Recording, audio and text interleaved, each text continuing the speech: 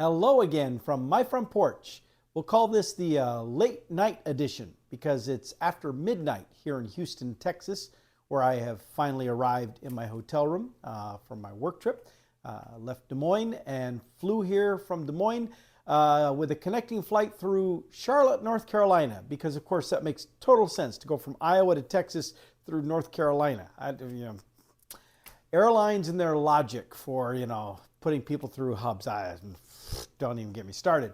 But that's not the reason I wanted to do this episode at this point in time, is because I had the weirdest thing happen in my Uber ride from my house to the airport today. And I take an Uber, especially when I'm going to be gone for a lengthier amount of time, because it's just cheaper than leaving my car at the airport, which can get pretty expensive. Now, granted, I get reimbursed by my company, but still, I try to be wise about the money that I spend, even when it's not my money. But in the Uber, we're driving along, and I want to preface this by saying the guy who was driving was a nice guy. It wasn't a bad guy per se, but he starts off with a really interesting. I'm sitting in the back on my phone, he's driving, and just out of the blue, he says, "Do you believe in the Bible?" And I'm like, well, yeah. I mean, even an atheist believes in the Bible. It's like, I believe it. It's a book. The nature of the question. But he was actually asking, do you believe what's in the Bible, as he proceeded to follow up with his other questions. And I, of course, said, yes, I believe. He said, do you believe everything that's in it? I said, yeah, I don't claim to understand everything that's in it, but yes, I believe everything's in it. He said, go, okay, good answer. And then he proceeded. He had scripture memorized left and right. I give him credit for that. But and what proceeded for the rest of the journey was him not really preaching to me, not really. He kept saying that we have mission to evangelize, but he asked me if I considered myself a Christian. I said yes, and then for what, I don't know what prompted this, because I had barely said anything at this point, and he goes, are you a pastor? Like, do I have this on my face? Do I just look? And I said, well, I mean, technically, I am a minister. I have that little piece of paper that says I can marry people legally, but I'm not a pastor. I don't pastor a church. I don't lead a congregation. And so I was very clear to clarify that to him. I wasn't sure why he was asking. And as he proceeded to go on, I was even more unsure why he even bothered to ask it, because he talked to me like I was somebody who didn't know anything about the Bible, anything about Christianity, anything about anything. He had two basic tenets. He jumped around all over Scripture, Old Testament, New Testament, back and forth, different books. And for the most part, he seemed to be quoting Scripture pretty well. He wasn't quoting King James. He wasn't quoting NIV, because some of the passages he quoted sounded very familiar, but not exact to what I knew those passages to be from the versions of the Bible that I've been more used to. So I don't know which version he was pulling his from, but they were close enough that I understood what he was getting at. But he had two main tenets. I mean, we took a long time getting to this point that he was absolutely convinced that for a church to be legitimately a church following Christ, it has to have the name Christ in the name of the church. So, Church of Christ, that would be a real church. But without having the name of Christ as part of the name of the church, it's not biblically part of Christ's church. I'm not making this up. And again, he had all kinds of scripture that he's grabbing this, grabbing that, and he's stitching stuff together, and he's making this whole case. This is clearly not something that he was just trying out on me for the first time. He's clearly given this presentation many times. But that was one thing. The other thing was he did not believe that when we die that we go to heaven. He said there's nothing biblical or scriptural about that. And I said, okay, so then where is it you think people actually do go? And he said everybody goes to hell, but there's different levels of hell. And if you're a good person, you go to the nicer part of hell. And if you're a bad person, you go to these other and so on again, I don't want to be sounding like I'm. You can believe whatever you want. People have freedom to believe whatever you want and to then proclaim whatever it is you believe. If you strongly believe something, well, you have an obligation to share that with other people. It's the old adage, if you're walking down the street and you see somebody's house on fire in the middle of the night, do you let them sleep because it's the middle of the night and you don't want to bother them? Or do you go banging on the door and say, hey, your house is on fire, I want you to know so you can get out here? Obviously, you're going to go bang on the door and wake up. So if you genuinely believe you have some deep truth that the rest of the world needs to know, then okay, go ahead, be proclaiming. So I don't fault this guy for proclaiming what he did. I'm going to come back around, though, to the ultimate impact of this, especially on myself, who I grew up in church. I've heard every Bible story many times. I've heard multiple sermons coming at all these concepts from multiple different angles. I've spoken church. I've traveled around to churches and sang and spoke like an evangelist at churches. I know my way around what this stuff is, and I did not subscribe to what he was selling. But we're going to come back to that. So on the topic of the naming of the church, I did not get in an argument with him, but I did push back on that, and I just simply said, well, I think you're interpreting some of the scriptures you're citing maybe a little too literally. And of course, he rejected that feedback.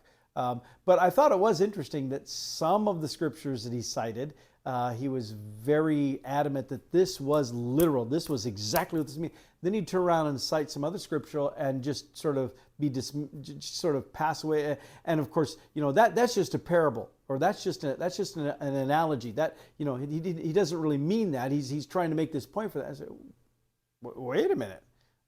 Why is this literal like these exact words, which I hate to break it to anybody watching, but the Bible was not written in English, just so you know. So every time you read the Bible in English, that means it's been translated, and hopefully you're reading an accurate translation that actually captures what was intended. But even if it captures exactly the spirit of what was intended, those exact words may not mean as much, because they mean to us in English, but they may not have meant the same in the Greek or the Hebrew that it was originally. But I digress. Anyway, so I pushed back a little on that, and he wasn't receiving that. That's the official religious church term for somebody who doesn't want to listen. And so he proceeded on with that. But then on the thing about there not being a heaven, I was like, okay, and you feel like you've been listening to John Lennon. It sounds like you're quoting the lyrics from Imagine. Except John Lennon said to Imagine there's no heaven and no hell. He believes there's no heaven, but that there is a hell, and it's like Dante's 9 levels kind of thing. And so then I I challenged that, and I said, well, but when Jesus died on the cross, during those 3 days that he was in the grave, Scripture tells us that he went into hell and he released the prisoners and he destroyed that paradigm where there was that holding place beyond the grave, and making it possible for everybody to now that was believers to go to heaven, and that Jesus himself says, I go to prepare a place for you with the Father, and if this were not the case, I would have told you so. And he discounted those. No, that's because it didn't fit with what he was saying. And I was reminded of a phrase that a good friend of mine, Pastor Gary Pilcher, has used many times, and that is the comment that a text taken out of context becomes a pretext. And that's a really powerful statement, we think, and that's not just about Bible interpretation. That's anything. A text taken out of context becomes a pretext, and that's really what this gentleman was doing. He has this belief, whether he came up with the belief and then found Scripture to support it, or he saw some Scriptures that kind of led him this way and he just dug deeper down that rabbit hole and pick and choose this, pick and choose that, and spell out his narrative to support this belief he's come up with. Whatever, he was, again, very adamant. What I want to come back to is there are two things that came out of this discussion. One was, again, I don't have a problem with somebody sharing their faith. I don't have any problem with somebody quoting Scripture. I don't have a problem with them talking about God. I don't have a problem with somebody sharing something they believe that I don't share that same belief about that. You believe that? Okay, I believe this. Do you accept me? Because if you don't accept what I believe, why should I accept what you believe? How's this dialogue going to go here? And that's kind of by the way, that's the tone he had. I was supposed to listen to what he was giving me, but he was under no obligation to listen to me. And that pretty much means I'm not going to listen to you if you have that kind of closed-minded approach. But even though I don't mind somebody doing that, I was turned off by it. I was sitting there thinking, oh, how much longer till we get to the airport? Would you just speed up? I'm tired of. I hate to say that, but that was my reaction. Now, and that's me. Imagine if I was somebody who was just a good person, I was a religious person, meaning I go to church every now and again, but it's really about the extent. So I'm not really a Bible believer. I'm not really, I don't really believe that I have a personal relationship with God or any of those things. Imagine if that's who I was, and I'm sitting in the back seat of this guy's car, and I'm getting this barrage. So that would turn most people off just like that. Now, maybe some people would be intrigued by it, but in that case, I'd be worried that they would buy into what he was selling because, again, I take issue with some of the stuff that he was promoting. But the point being, just being passionate, just being absolutely committed to what it is you want to do and share, and just believing that you have noble intent, that you are doing it for the right purposes, is not enough. You have to also consider how you're sharing this. What is the nature of your delivery? Because if the nature of your delivery, if your approach is such that it's going to cause somebody to put a wall up, it's going to cause them to turn a deaf ear, it's going to cause them to mock you rather than listen to you, that's not a very good approach. So if he had been open to coaching, I would have given him that coaching. He was not open to that level of coaching. But the other thing that comes out of that is the reality that, going back to the quote, a text taken out of context becomes a pretext. It is so easy. If you don't really know a topic, somebody else can come swooping in, start barraging you with facts, throwing details at you, this example, that example, and all of a sudden you're sitting there going, this doesn't quite sound right, but whew, wow, it's really hard to argue. He's got all this information, all these facts. Oh, well, I guess he knows the Bible better than I do, so maybe he's on to something here. And I'm not just talking about Bible stuff. I'm using this as an example. We see this in politics, big time. We see this, I see this in the workplace where somebody believes this is going on and they just start telling other people, this is what I think is going on. And pretty soon this starts to spread around and it's not even close to what's going on. But because somebody grabbed a few nuggets and to them, these strung together and made sense this way, now I'm going to start spreading this and I'm going to cite these specific things. And if you don't know any better, you're liable to listen to what I'm saying and go, oh, makes a good point. And so that's the problem with this kind of an approach. Well, that's not really true. It's not the approach that's a problem. It's the ignorance of the listener that's the problem. And so if you, I don't care what the context is. Again, politics right now, it's a really good place to use this example, but I'm going to resist going there. But if you're in a conversation with somebody or you're reading something online and you sit there and you think, yeah, wow, that's horrible. I just can't believe. Pause and verify. Because if it's something that you're looking at, you're hearing, or you're reading, and you're thinking, there's no way that can be true. Seriously? No, it could be. Weird stuff happens. But I implore you, before you just grab onto something and go, whoa, I can't believe that. I'm going to share this with the world. Make sure it's legitimate. Make sure you're on solid ground with that. Make sure you're not just snatching little pieces, taking things out of context and making a different pretext than what was actually supposed to be happening in the first place.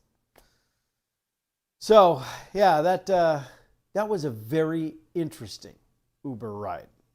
Now, again, I'm not trying to embarrass the guy. I'm not making fun of him. I don't agree with what he said, but there are other people in all kinds of other aspects of life that I don't agree with everything they say. It doesn't mean that I mock or belittle them or make fun of them. But this is where it is just a little bit different, and I alluded to this just a little bit ago. When it comes to spiritual matters, and he even said this in the conversation, that we as Christians, we have an obligation to be telling others, to evangelize. Go ye into all the world and preach the gospel. Okay, yeah, but that's not what I got today. I did not have the gospel preached to me, because the gospel is about God's love, God's redemption of humanity, God's compassion, God's healing. That's what the gospel message is. The gospel message is not, you need to have the name Christ on the building in order for the church to be legitimate. The gospel message is not, there is no heaven, there's only layers of hell, and so people, that's not the gospel message. Now, again, he fervently believed what he was telling me, and okay, that's fine. But don't tell me you're evangelizing. Don't tell me you're preaching the gospel to me, because just quoting scriptures out of context is not preaching the gospel. It's you spinning a web that you're trying to convince me to buy into. Obviously, I did not, and here I am using him as an example, and not in a way he probably would approve of. That's why I'm not even going to tell you his first name. Actually, I guess I don't know his last name. I did know his first name because on Uber it tells you that first name, but I'm not going to tell you that. And so, who knows? Maybe I'll see him again. Maybe I'll get him as my Uber driver again some other time. That would be interesting. See if he has any more stories. Let's not go there. But I just had to share this for two reasons. One, because it was weird and interesting, and if we were literally sitting on a front porch, or in this case, sitting in my hotel room at the Marriott here in Houston, Texas, Then this would have been a topic of conversation, because you'd be like, so Paul, how's your day going? And I'd be saying, I had the weirdest thing happen. We would talk about this. But also, before I forgot, before the story started to fade away from me, I had to share this because it really is a very good example of how we need to be. We have an obligation to others to make sure that what we're spreading is actually legitimate, and we need to practice the whole buyer beware cynicism when someone else is selling a concept or a belief or a thought to us. Make sure it actually is legitimate. I'll only say this part about it in the political context. It is so easy to grab onto something that feeds a bias that we already have.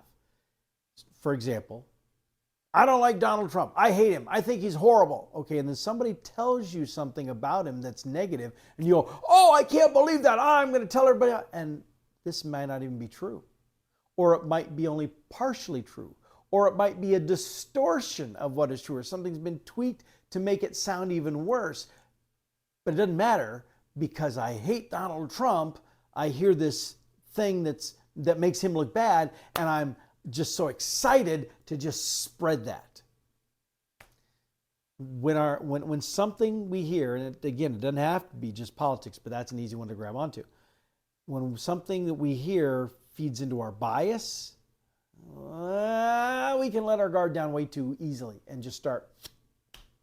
I've even done it on Facebook. I've shared a post about something, and I share it, and then I think, oh, I should probably check it. I go look it up and be like, oh, wait, whoa, that's not it. And then I have to go back and just delete the post. Some people already start commenting on it and stuff, but I just delete the whole post. Get rid of all that. I'm embarrassed. I shouldn't have shared that. I wasn't, no.